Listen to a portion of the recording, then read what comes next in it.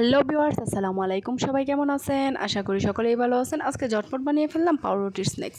তাহলে চলুন দেখিয়ে দিচ্ছি কী দিয়ে বানালাম। তো প্রথমে এখানে আমি আস্ত মুড়িকে গুঁড়ো করে নিলাম।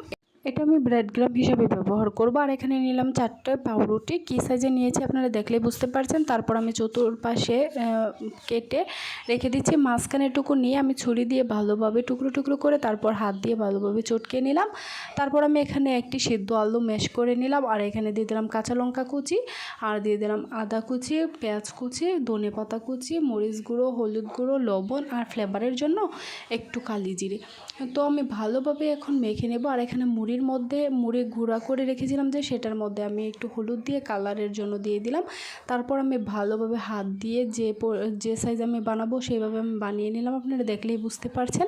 আর এখানে আমার ঘরে ব্রেড ক্রাম্ব নেই, সেই জন্য আমি মুড়ি গুঁড়ো করে এটা ব্রেড ক্রাম্ব হিসেবে ব্যবহার করেছি। তারপর আমি তেলের মধ্যে ভালোভাবে ভেজে নিলাম। দেখেন আমার পারফেক্টভাবে পাউরুটির স্ন্যাক্সটা তৈরি হয়ে গেছে। তো আশা করি সবার কাছে ভালো লেগেছে। যদি ভালো লেগে থাকে তাহলে প্লিজ সাবস্ক্রাইব। খুদা হাফেজ।